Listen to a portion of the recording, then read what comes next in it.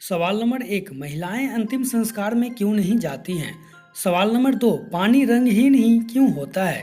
सवाल नंबर 3, क्या सच में भूत प्रेत होते हैं?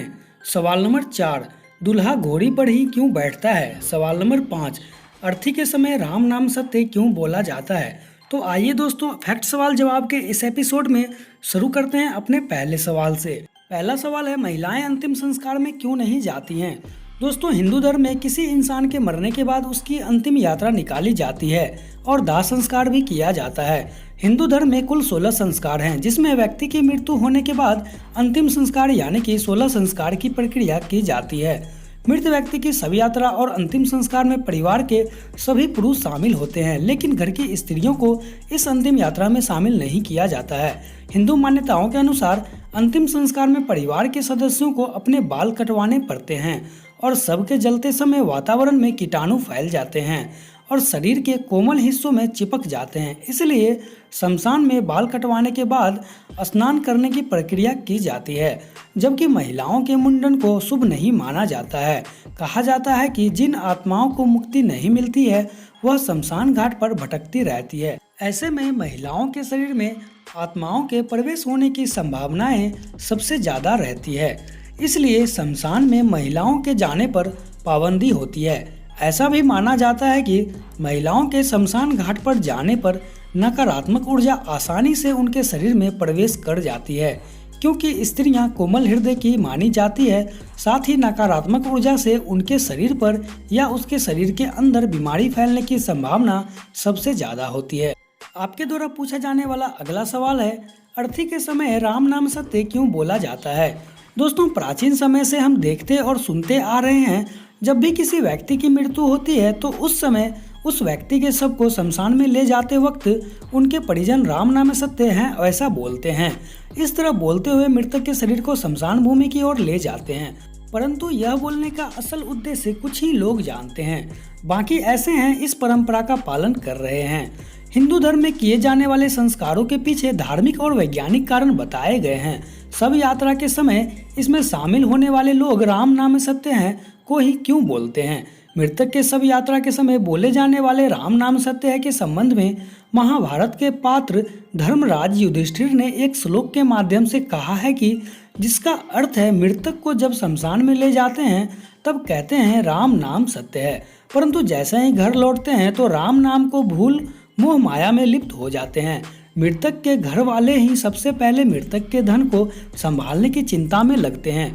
धर्मराज युधिष्ठिर ने कहा है कि नित्य ही प्राणी मरते हैं, लेकिन सिर्फ परिजन संपत्ति को ही चाहते हैं। इससे बढ़कर और अधिक आश्चर्य क्या हो सकता है? दरअसल शव यात्रा में राम नाम सत्य है यह बोलकर मृतक को सुनाना नहीं होता, बल्कि साथ में चल रहे परिजन मित्र वहां से गुजर रहे लोग इस तथ्य से परिचित हो जाएं कि राम का नाम ही सत्य है। साथ ही मनुष्य जब राम नाम लेगा तब उसकी सद्गति होगी।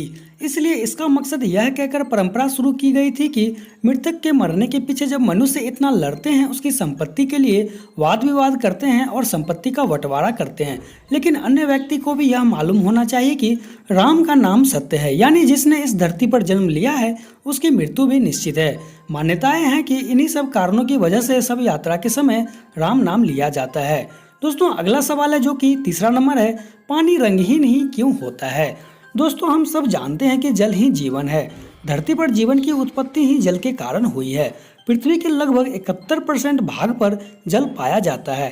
पानी के बिना जीव जंतु का जीवित रहना संभव नहीं है। वास्तव में जल या पानी एक आम रासायनिक पदार्थ है जिसका अणु 2 हाइड्रोजन परमाणु और 1 ऑक्सीजन परमाणु से बना है। आमतौर पर जल शब्द का प्रयोग तरल अवस्था के लिए किया जाता है, पर यह ठोस अवस्था और गैसीय अवस्था में भी पाया जाता है। पानी से जुड़े ऐसे सवाल हैं जो हर बार मन में उठते हैं जब हम पानी पीते हैं। वास्तव में पानी एक हल्के नीले रंग का होता है, जो कि तभी पता चलता है जब साफ जल किसी साफ जगह पर ज्यादा मात्रा में एकत्रित होता है।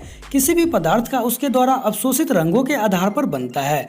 पानी हल्का नीला रंग छोड़कर सभी रंग को परिवर्तित कर देता है, क्योंकि यह बहुत ही अधिक हल्का रंग का होता है, इसलिए पानी रंगहीन दिखता है। किसी भी यौगिक का स्वाद उसके पीएच फैक्टर पर निर्भर करता है, जो कि उसमें उपस्थित प्लस और माइनस आयन द्वारा निर्धारित होता है। उदाहरण के तौर पर जिनमें पीएच प्लस आयन का घनत्व ज्यादा होता है वे खट्टे, और जिनमें OH माइनस आयन का घनत्व ज्यादा होता है वे कड़वे होते हैं। पानी में प्लस और माइनस आयन बराबर होते हैं, इसलिए पानी में कोई स्वाद नहीं होता। दोस्तों, आपके द्वारा पूछा जाने वाला अगला सवाल है, दूल्हा घोड़ी पर ही क्यों बैठता है? दोस्तों, सभी धर्मों में अपने अपने रीति रिवाज होते हैं और मान्यताएं भी होती हैं। हिंदू धर्म में भी अनेक रिवाज हैं। इनमें से एक है विवाह से पहले दूल्हे को घोड़ी पर बिठाकर ही ले जाना। अक्सर लोगों में यह जिज्ञासा रहती है कि आखिर विवाह के मौके पर दूल्हे को घोड़ी पर ही क्यों बैठाया जाता है। यह एक ऐसा प्रश्न है जिसका उत्तर बहुत कम लोगों को पता होता है। विवाह के समय दूल्हे को घोड़ी के स्थान पर और कोई जानवर पर क्यों नहीं बैठाया जाता?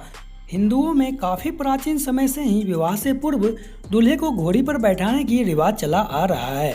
इसके पीछे कई मान्यताएं एवं कथाएं भी मौजूद हैं। आइए जानते हैं इनके बारे में। हिंदू विवाह के दौरान दूल्हे को घोड़ा पर नहीं, सिर्फ घोड़ी पर ही बैठाया जाता है। अश्व को शौर्य का प्रतीक माना जाता है। अश्व के बलबूते पर ही बड़े बड़े राजाओं ने युद्ध जीते हैं, चाहे भगवान श्री राम और सीता का स्वयंवर हो या फिर श्री कृष्ण और रुक्मणी का विवाह। पत्नी को पाने के लिए युद्ध में हालात बने, इसलिए विवाह के मौके पर वधु रूपी स्त्री धन को घोड़ी पर बिठाकर अपने घर लाने की परंपरा शुरू हुई थी। घोड़े को जहां शौर्य का वीरता का प्रतीक माना गया है, वहीं घोड़ी को उत्पत्ति का कारण माना गया है। इसी के चलते दूल्हे को घोड़ी पर बैठाकर ले जाने की परंपरा प्रचलन में आई। इस संबंध में और कथा प्रचलित हैं, जिनके मुताबिक इस कारण से शादी में घोड़ी की परंपरा शुरू हुई। कथा के अनुसार जब सूर्य और उनके 4 संतान यम, यमी, तप्ती और शनिश्चर की उत्पत्ति हुई, उस समय सूर्य की पत्नी रूपा ने घोड़ी का रूप धारण किया था। बस इन्हीं पौराणिक मान्यताओं के कारण घोड़ी को विवाह में महत्वपूर्ण स्थान मिला। एक अन्य मान्यता के अनुसार घोड़ी बुद्धिमान, चतुर और दक्ष होती है। उसे सिर्फ स्वस्थ और योग्य व्यक्ति ही नियंत्रित कर सकता है। दूल्हे को घोड़ी पर आना इस बात का प्रतीक है कि घोड़ी की बागडोर संभालने वाला पुरुष अपने परिवार और पत्नी की भी बागडोर अच्छे से संभाल सकता है। बस इसी कारण से यह प्रचलन चलती आ रही है। दोस्तों, आपके द्वारा पूछा जाने वाला अगला सवाल है, क्या सच में भूत प्रेत होते हैं? दोस्तों, भूत प्रेत के नाम से एक अनजाना भय लोगों के मन में सताता है। इसके किस्से भी सुनने को मिल जाते हैं और इन पर बने सीरियल फिल्में देखते हैं, कहानियां पढ़ते हैं। भूत प्रेत का काल्पनिक मनोचिंतन भी लोगों को भयभीत करता है। रात्रि के 12 बजे के बाद अंधेरे में रात्रि के सुनसान में भूत प्रेत होने की वजह से लोग डरते हैं। परंपरागत तौर पर यही माना जाता है कि भूत प्रेत उस मृतकों की आत्माएं हैं जिनकी किसी दुर्घटना, हिंसा, आत्महत्या या किसी अन्य तरह के आघात आकस्मिक मृत्यु हुई है। मृत्यु हो जाने के कारण इनका अपने स्थूल शरीर से कोई संबंध नहीं होता। इस कारण यह भूत प्रेत देखे नहीं जा सकते, क्योंकि हमारी पहचान हमारे शरीर से होती है, और जब शरीर ही नहीं है तो मृतक आत्मा को देख पाना और पहचान पाना मुश्किल होता है। भूत प्रेत को ऐसी नकारात्मक सत्ताएं माना जाता है जो कुछ कारणों से पृथ्वी और दूसरे लोगों के बीच फंसी रहती है। इन्हें बेचैन और चंचल माना गया है, जो अपने अप्रत्याशित मौत के कारण अतृप्त हैं। यह मृतक आत्मा है। कई बार छाया, भूत आदि के रूप में उन स्थानों के पीछे लग जाते हैं जिनसे जीवित अवस्था में इनका कोई संबंध या मोह था। दोस्तों, यदि आपको वीडियो अच्छी लगे तो वीडियो को लाइक कीजिएगा। ऐसे ही और मजेदार वीडियो देखने के लिए आप इस चैनल को सब्सक्राइब कर सकते हैं। नीचे में आपको लाल कलर का सब्सक्राइब बटन दिखेगा, वहां से सब्सक्राइब करके ऑल नोटिफिकेशन को ऑन कर लीजिएगा, जिससे कि जब भी मैं न्यू वीडियो डालूंगा तो उसकी नोटिफिकेशन आपको सबसे पहले मिल जाएगी। दोस्तों, यदि आपके मन में कोई सवाल या सुझाव हो तो आप उसका नीचे कमेंट बॉक्स में कमेंट कर सकते हैं। दोस्तों, मिलते हैं किसी अन्य मजेदार वीडियो में। तब तक के लिए आपका बहुत बहुत धन्यवाद।